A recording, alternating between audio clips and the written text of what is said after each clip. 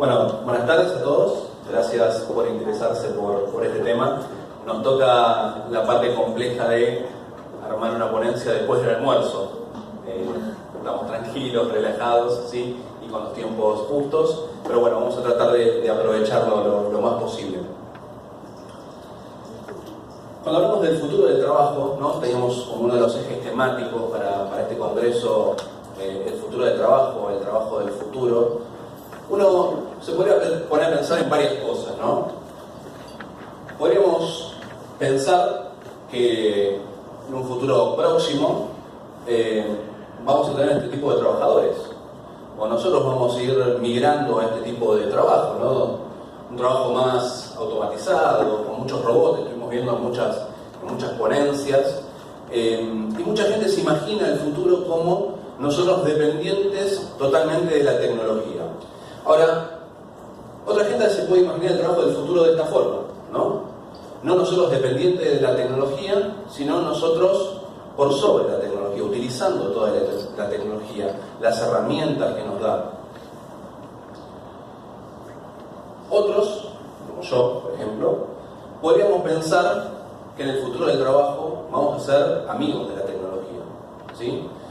En muchas facetas nos va a estar ayudando, en otras vamos a ser un poco dependientes, como lo somos hoy, con las computadoras, ¿sí? Los teléfonos y demás. Pero hay una línea en común con respecto al futuro del trabajo, ¿no? Y es que nos imaginamos. Ayer escuchaba la presentación de José Luis Melo, que hablaba un poco sobre todo esto, sobre el anticiparnos a lo que va a ser. Y no siempre lo que nos imaginamos termina siendo, pero muchas veces sí, ¿sí? Esta es una foto de una revista francesa del año 1900, aproximadamente, una publicación, donde ellos se imaginaban que en el año 2000, como ven ahí arriba, los bomberos en Francia iban a poder llegar, ¿sí?, a los incendios de edificios con una especie de ala, volando. Iba a ser todo mucho más fácil. No es el año 2000, es el año 2015, no es Francia, es Dubái, pero hoy tenemos esta tecnología. Con lo cual, hay cosas que, aunque parezcan muy locas, sí, hoy las planteemos, antes o después van a terminar llegando. Ahora, les decía que había como una línea conductora en todo esto del futuro del trabajo, ¿no? Y como vemos en esta imagen, siempre pensamos que lo que va a venir va a ser peor que lo que tenemos. Que lo que va a venir, de alguna forma, va a robar empleo, ¿sí? Va a segmentar parte de la población.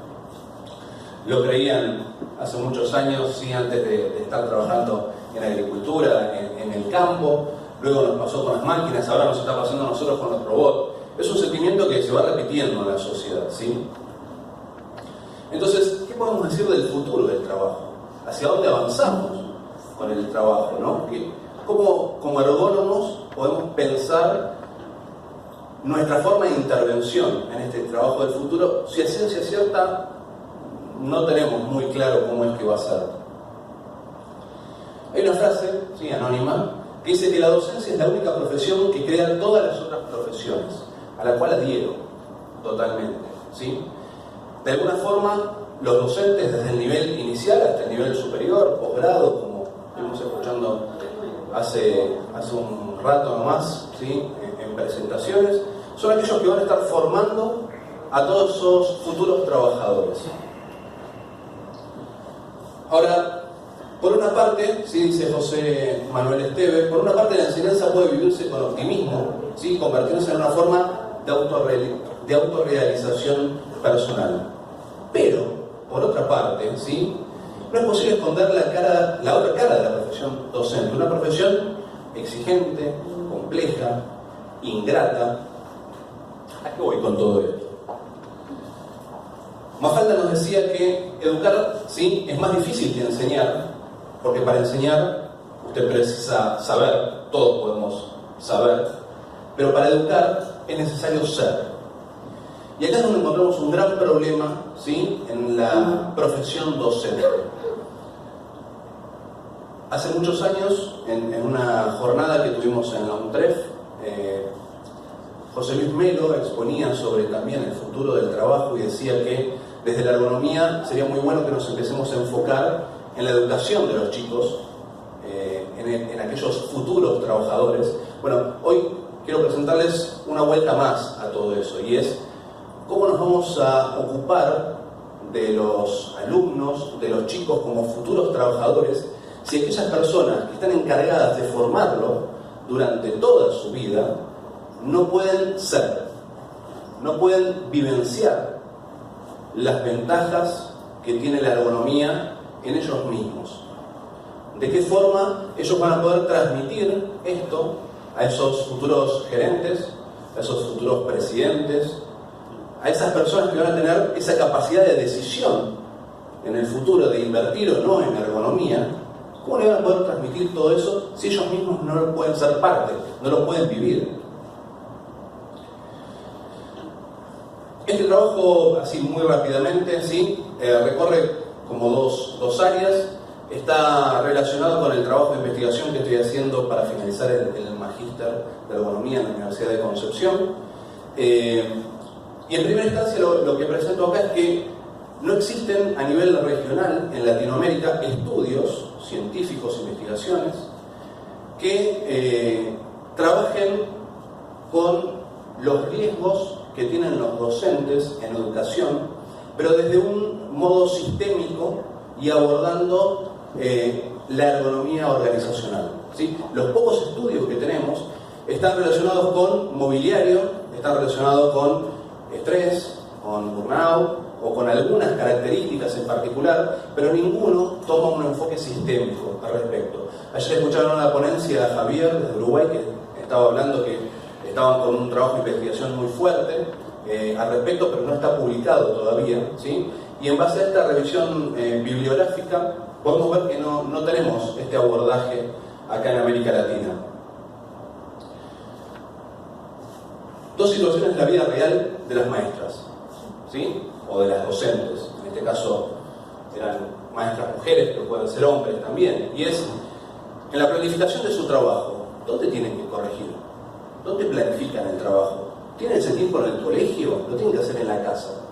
Después de hacerlo en la casa, ¿cómo llegan al colegio? ¿Cómo le pueden transmitir a los alumnos que deben ser organizados, que deben tener su tiempo para planificar, cuando ellos mismos no pueden vivir eso dentro de la propia institución o dentro del propio trabajo?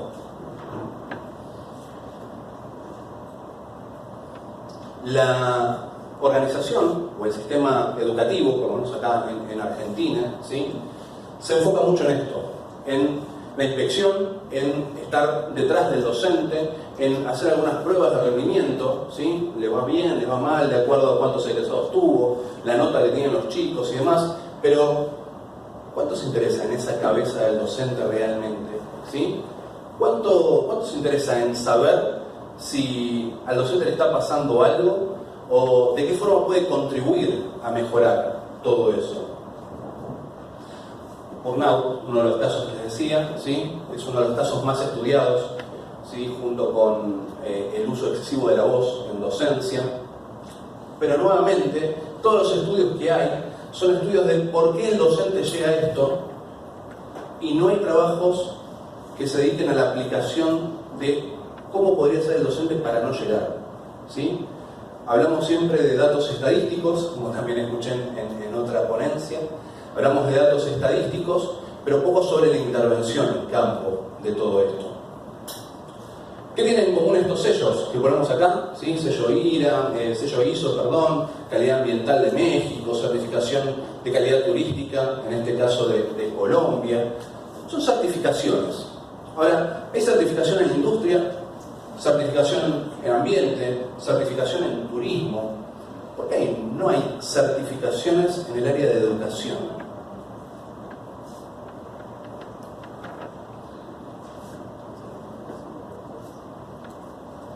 ¿Qué es esto? Esto es la cabeza del docente, ¿sí?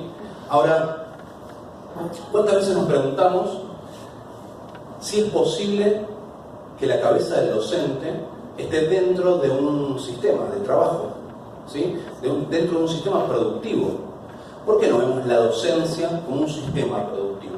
¿Sí? Hablamos que nuestra intervención ergonómica tiene que ser sistémica, no solamente de un puesto de trabajo. Sin embargo, estudiamos, investigamos cómo es el asiento del docente, cómo es el escritorio, cómo podemos mejorar la voz, pero no abordamos el sistema de educación, ¿sí?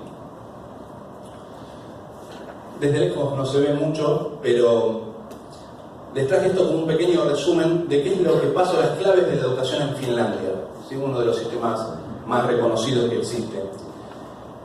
Y dentro de las 10 claves que hay en educación en Finlandia, podemos ver que los docentes son muy valorados, ¿sí? El reparto de dinero se hace donde se tiene que hacer, esto viene externo.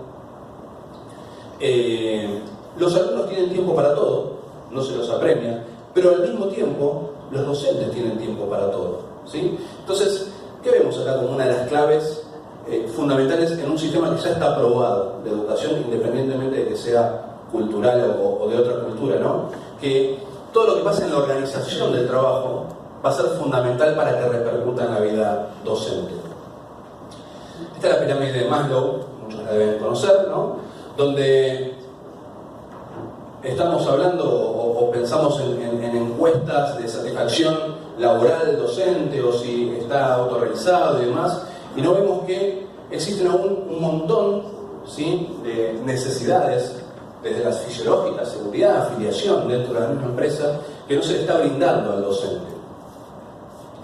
Ahora, para ir redondeando un poquito el estudio, ¿sí?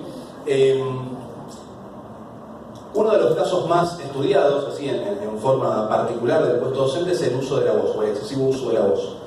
Y podría haber dos tipos de intervenciones que a priori elegimos en un estudio que estoy haciendo, ¿no?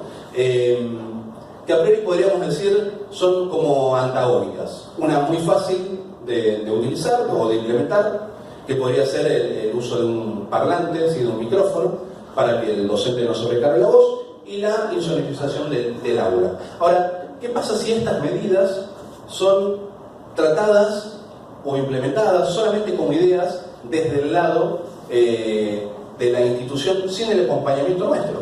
¿Sí? ¿Cuál es mejor de las dos? ¿Cuál conviene? ¿Es una mejor que la otra? ¿Será que las dos son buenas y son aplicables en distintos momentos? ¿Será que tenemos que trabajar, ¿sí?, en distintos momentos?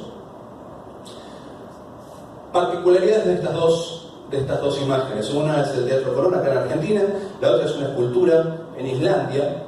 La particularidad que tienen es que son los mejores lugares con resonancia acústica en el mundo, ¿sí? El Teatro Colón no es el mejor, uno de los mejores, y la escultura en Islandia el mejor lugar con resonancia en el mundo. Ahora, uno tiene mucha inversión, el otro no tanto, uno parece suntuoso, el otro no tanto, pero en los dos hay una planificación atrás, ¿sí? Y eso es lo que nos está faltando, esta planificación en el trabajo. Muchas veces dejamos de lado cómo se siente el docente, qué es lo que le pasa, cuáles son sus emociones. Porque eso no lo incluimos, esos factores psicosociales no los incluimos dentro del análisis sistémico que queremos hacer. La ergonomía, o lo que estoy proponiendo, es que el estudio, ¿sí?, holístico y sistémico del área docente sea encarado justamente desde este aspecto, ¿no?, desde todas las áreas de la ergonomía. Finalmente, nada, en el estudio surge que en una primera intervención podemos aplicar un sistema de sonido para después, ¿sí?, estar avanzando en las otras propuestas. Cierro con esto, con los temas de discusión, ¿sí? Dice un informe de la UNESCO en Santiago que las políticas tienden a veces a concentrarse en aspectos aislados sin advertir el carácter necesariamente sistémico. No lo vemos nosotros solamente desde el área de ergonomía, desde la higiene y seguridad, sino que tenemos informes en todo esto. Ahora, como resumen, les dejo algo que cierra mi trabajo, y es esto de que deberíamos empezar a considerar un abordaje ergonómico en la docencia como una primera y principal intervención en esos trabajadores del futuro. ¿Sí? Me quedo nuevamente con esa frase que dije al principio. El docente necesita ser. Si el docente no es, si el docente no puede expresar todo eso, no puede hacer que los chicos vivencien todo eso desde el sistema inicial, muy difícilmente vamos a poder lograr eso nosotros con muchísimos recursos y muchísimos esfuerzos en el futuro en el campo, en el mundo laboral. ¿Sí? Gracias.